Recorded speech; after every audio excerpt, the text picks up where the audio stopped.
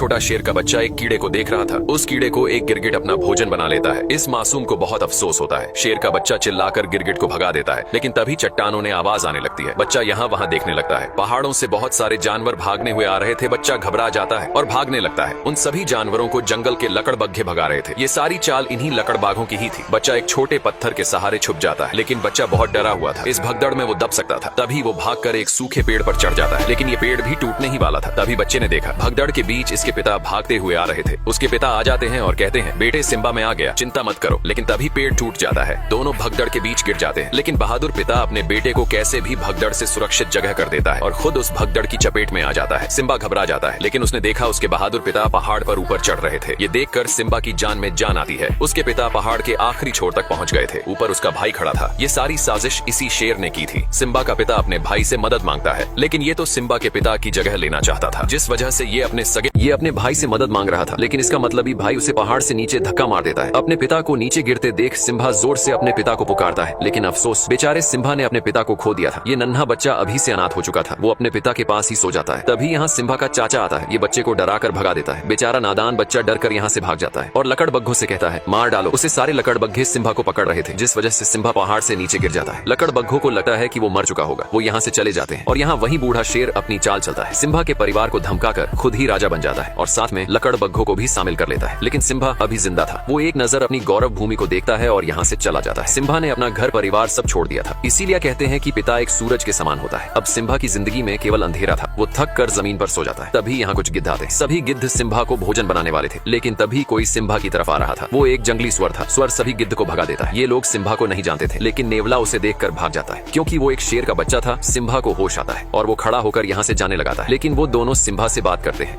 अब सिम्बा यहाँ से उदास होकर जा रहा था, लेकिन नेवला और स्वर सिम्बा के एक अच्छे मित्र बन जाते हैं। उसे हौसला देते हैं। कहते हैं, जिंदगी में हर कोई अपनों को खोता है। इस रीति को कोई बदल नहीं सकता और तुम तो एक बहादुर राजा के बेटे हो। ये सुनकर सिम्बा अच्छा महसूस करता है। वो दोनों उसे अपने जंगल लेकर जाते हैं, जो जंगल बेहद प्यारा था। सिम्बा को ये जंगल बहुत पसंद आता है। सभी जानवर सिम्बा को देख हैरान थी कि आखिर एक शेर का बच्चा हमारा दोस्त कैसे बन सकता है। लेकिन जो भी हो, सब मिलकर रहते हैं और साथ मिलकर भोजन करते हैं। धीरे धीरे सिम्बा अब बड़ा हो चुका था, जो बिल्कुल अपने पिता मुफासा की तरह दिख रहा था। और यहाँ पर सिम्बा के चाचा ने भौकाल मचा रखा था। लकड़बग्घों के साथ मिलकर जानवरों का शिकार कर रहा था। ये एक बेईमान और अपने भाई का हत्यारा था। इनको शिकार करते हुए एक पक्षी देख लेता है और सिम्बा का परिवार भूखा मर रहा था। इनको वो शेर शिकार नहीं करने देता था। तभी वही पक्षी सिम्बा के परिवार के पास आता है और इनको सारी बात बता देता है। लेकिन तभी यहाँ लकड़बग्घे आ जाते हैं, उसे पकड़ने लगते हैं। पक्षी यहाँ से भाग जाता है। सिम्बा का परिवार बेबस और लाचार था। ये लोग कुछ नहीं कर सकते थे, क्योंकि उस हरामी शेर ने इनके ऊपर दबाव बना रखा था। वो राजा बन चुका था। तभी एक शेरनी कहती है, हमें कुछ करना होगा। हमें हाथ पे हाथ रखकर नहीं बैठे रहना चाहिए। अब सिम्बा की माँ कहती है, ये हमारी गौरव भूमि है, हमें इसकी हिफाजत करनी चाहिए। समय बहुत बलवान होता है। लेकिन नाला शेर से युद्ध करने को कहती है। तभी इनके पास लकड़बग्घा आता है और कहता है, महाराज तुमको बुला रहे हैं। सिम्बा की माँ उस बूढ़े शेर के पास जाती है। बूढ़ा शेर अपने शिकार को खा रहा था और कहता है, कौन सी योजना बना रहा है तुम्हारा डरपोक परिवार। सिम्बा की माँ कहती है, तुम हद से ज्यादा शिकार कर रहे हो। शेर कहता है, शिकार नहीं करेंगे तो भूखे मर जाएंगे। हमारा काम ही है किसी को मार कर अपनी भूख मिटाने। सिम्बा की माँ कहती है, इस तरह शिकार नहीं किया जाता जिस तरह तुम कर रहे हो। शेर कहता है, तुमने मुझे ठुकरा कर मुफासा को चुना था। अब तो वो डरपोक भी मर चुका है। सिम्बा की माँ कहती है, वो डरपोक नहीं, एक बहादुर और ताकतवर राजा थे। तभी शेर गुस्से से कहता है, आज के बाद पहले लकड़बग्घे भोजन खाएंगे और उसका बचा हुआ तुम और तुम्हारा परिवार खाएगा। सभी लकड़बग्घे खाने के लिए टूट पड़ते हैं और यहाँ सिम्बा को दिखाया जाता है, जो पूरी तरह से बदल चुका था। इसे अपने परिवार की याद तक नहीं आ रही थी। वो भूल गया था सब। लेकिन रात के समय सिम्बा अपने बहादुर पिता को याद करके बहुत उदास था। सिम्बा का बाल उड़कर एक नदी में गिरी जाता है। उस बाल को एक चिड़िया उठा लेती है और अपने घोंसले में ले जाती है, लेकिन दूसरी चिड़िया उस बाल को फेंक देती है।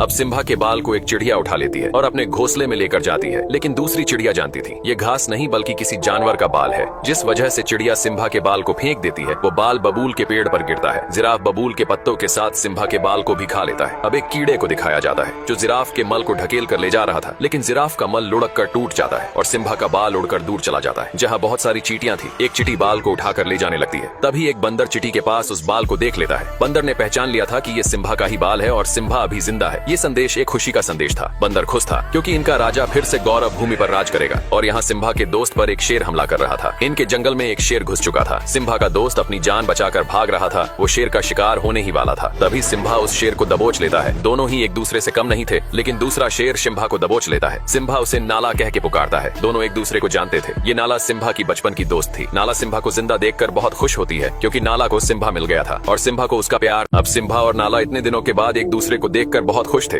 नाला सिम्बा का बचपन का प्यार था। सिम्बा कहता है, नाला इस जंगल में तुम्हें बहुत अच्छा लगेगा, यहाँ सुकून है। नाला कहती है, सिम्बा तुम्हें अपने घर चलना होगा, उस बूढ़े शेर ने हमारी गौरव भूमि बर्बाद कर दी है, तुम हमारे राजा हो, सब तुम्हें देखकर बहुत खुश होंगे। सिम्बा कहता है, मुझे कहीं नहीं जाना, मेरा यही घर है, तुम भी यही रुक जाओ, इस जगह तुम्हें बहुत अच्छा लगेगा। सिम्बा नाला को पूरा सुंदर जंगल घुमाता है, दोनों बहुत मस्ती करते हैं। ये जगह नाला को बहुत पसंद आती है क्योंकि इस जंगल में सचमुच सुकून था। दोनों इस पल को जी भर के जीते हैं। तभी नाला कहती है, सिम्बा अगर तुम जिंदा थे तो तुम घर क्यों नहीं आए? उस बूढ़े शेर ने पूरी गौरव भूमि तबाह कर दी है, हमें कई दिन भूखे भी सोना पड़ता है। लेकिन सिम्बा कहता है, मुझे इससे कोई मतलब नहीं है, अब यही मेरा घर है, मैं इसे छोड़कर नहीं जा सकता। सिम्बा बहुत बदल चुका था, वो भूल चुका था अपने लोगों को। नाला कहती है, कैसे शेर हो तुम, तुम्हारे पिता और तुम में जमीन आसमान का फर्क है, तुम एक कायर हो, डरपोक हो। इतना बोलकर नाला यहाँ से चली जाती है। अब सिम्बा रात के समय जंगल में उदास घूम रहा था। तभी वही बंदर सिम्बा के पास आता है और कहता है, सिम्बा पहचानो खुद को कि तुम कौन हो। सिम्बा बंदर की बात को अनसुना करके जाने लगता है। तभी बंदर कहता है, मैंने मुफासा के बेटे को गोद में खिलाया है। इतना सुनते सिम्बा रुक जाता है और कहता है, तुम मेरे पिता को कैसे जानते हो? बंदर कहता है, तुम्हारे बहादुर पिता को कौन नहीं जानता, मैं तुम्हें तुम्हारे पिता से मिलवा सकता हूँ। सिम्बा बंदर के पीछे पीछे भाग रहा था। सिम्बा को लग रहा था कि उसके पिता जिंदा है, लेकिन बंदर सिम्बा को एक नदी के पास लाता है और कहता है, देखो अपने पिता को। सिम्बा पानी में अपने चेहरे में पिता का चेहरा देखता है। बंदर कहता है, तुम्हारे पिता तुम्हारे अंदर है। तभी सिम्बा को आसमान से आवाज आती है, वो इसके पिता थे। वो कहते हैं, बेटा सिम्बा तुम एक शेर हो और शुरू से ही शेर जंगल का राजा रहा है। इतनी बातें सुनने के बाद सिम्बा में अपने पिता की ताकत और वो जोश महसूस हो रहा था और निकल पड़ता है।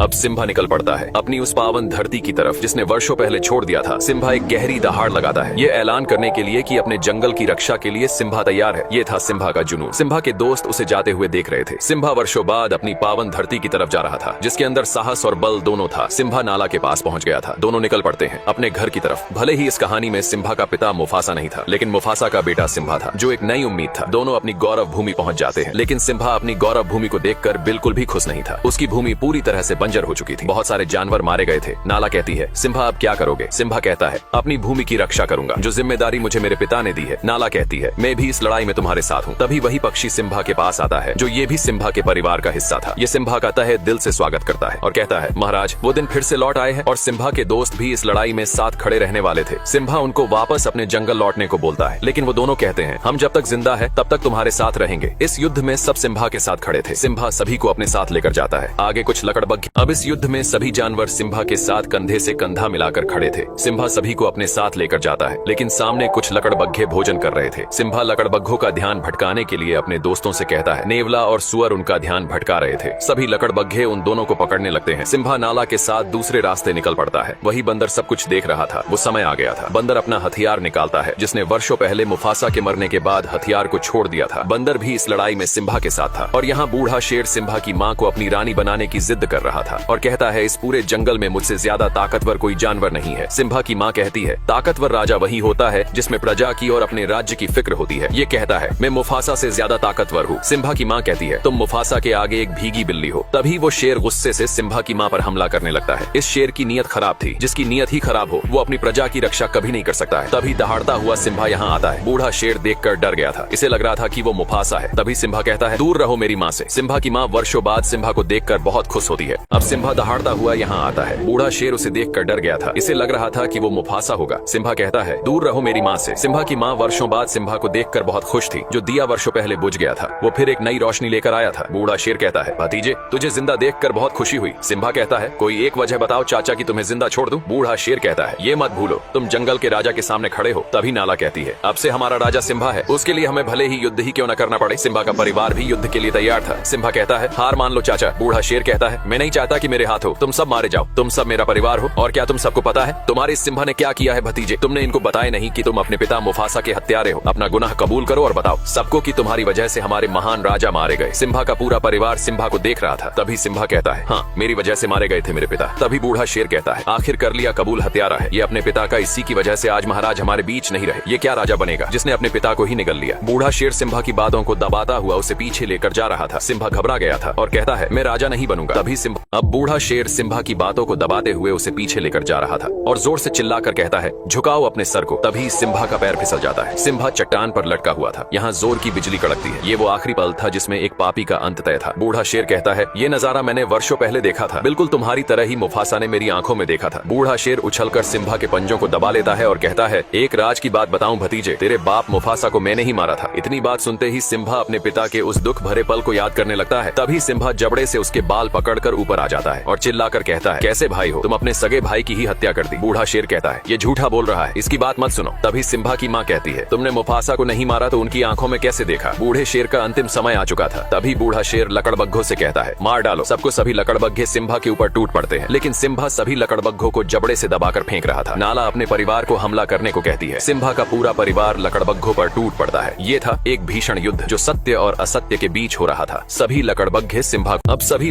सिम्बा को गिराकर नोचने लगते हैं। नाला ये देखते हैं, दौड़ पड़ती है। ये था नाला का अपने प्यार के प्रति लगाव, और सिम्बा के दोनों दोस्त भी इस लड़ाई में शामिल थे। इनको लकड़बग्घे चारों तरफ से घेर लेते हैं। जंगली स्वर हमेशा से लकड़बग्घों से डरता रहा है, लेकिन आज स्वर ने कमाल कर दिया था। स्वर दौड़ा दौड़ा कर सभी लकड़बग्घों मार रहा था। अब नाला का सामना लकड़बग्घों की सरदार से होता है। दोनों एक दूसरे के सामने थे, लेकिन नाला अब बड़ी हो चुकी थी। वो लकड़बग्घों की सरदार से भिड़ जाती है और वो बूढ़ा बंदर भी उस हथियार को मैदान में लेकर उतर जाता है। सभी लकड़बग्घों की नानी याद दिला रहा था। सिम्बा का परिवार और उसके दोस्त अपनी गौरव भूमि की रक्षा के लिए लड़ रहे थे। नाला भी लकड़बग्घों की सरदार को मार गिराती है। शुरू से ही सत्य की हमेशा जीत होती आई है। आज भी सत्य की ही जीत होने वाली थी। बूढ़े शेर का अंतिम समय आ चुका था, भर चुका था। इसके पाप का घड़ा सभी लकड़बग्घे मैदान छोड़कर भाग रहे थे। सिम्बा ने देखा बूढ़ा शेर भी यहाँ से भाग रहा था। सिम्बा अपने चाचा का पीछा करता है। बूढ़ा शेर चाह के भी खुद को बचा नहीं सकता था। उसके आगे खाई थी और पीछे सिम्बा खड़ा था। सिम्बा कहता है, अब कहा भाग कर जाओगे चाचा। बूढ़ा शेर कहता है, सिम्बा मुझे माफ कर दो। सिम्बा कहता है, इतनी बड़ी गलती के बाद तुम्हें कौन माफ करेगा। अब बूढ़े शेर की अंतिम घड़ी आ चुकी थी। आखिर एक न एक दिन पाप का घड़ा भर ही जाता है। बूढ़ा शेर कहता है, ये सब लकड़बग्घों की चाल थी। लकड़बग्घे बूढ़े शेर की बात सुन लेते हैं। बूढ़ा शेर सिम्बा से एक जिंदगी मांग रहा था। सिम्बा कहता है, पाप की कोई माफी नहीं होती। बूढ़ा शेर कहता है, सिम्बा तुम अपने सगे चाचा को मारोगे। सिम्बा कहता है, चाचा मैं तुम्हारी तरह बिल्कुल भी नहीं हूँ। बूढ़ा शेर ये सुनकर बहुत खुश होता है और कहता है, बताइए महाराज मुझे क्या करना होगा। सिम्बा कहता है, भाग जाओ इस पवित्र धरती से, दोबारा फिर कभी लौटा कर मत आना। बूढ़ा शेर यहाँ से जाने लगता है और तभी धोखे से सिम्बा पर हमला कर देता है। एक पापी को कितने भी नेकी के रास्ते ही क्यों न दिखाए जाए, वो फिर भी पाप के रास्ते पर ही चलता है। बूढ़ा शेर चट्टान ने नीचे गिर जाता है। सिम्बा को भी अपने चाचा के मरने का दुख था, लेकिन बूढ़ा शेर अभी जिंदा था। शायद इसकी मौत सिम्बा के हाथों नहीं बल्कि लकड़बग्घों के हाथों लिखी थी। बूढ़े शेर को सभी लकड़बग्घे घेर लेते हैं। बूढ़ा शेर कहता है, मेरे साथियों हम फिर से एक नया साम्राज्य खड़ा करेंगे। लकड़बग्घे कहते हैं, तू एक बिन पैनी का लौटा है, हमने तेरा हमेशा साथ दिया और तूने हमें ही गलत ठहराया। बूढ़ा शेर कहता है, मैंने सिम्बा से झूठ बोला था। तभी एक लकड़बग्घा कहता है, स्कार तूने अपना जिंदगी में कभी सच बोला ही नहीं। लकड़बग्घों की आंखें खुल चुकी थी।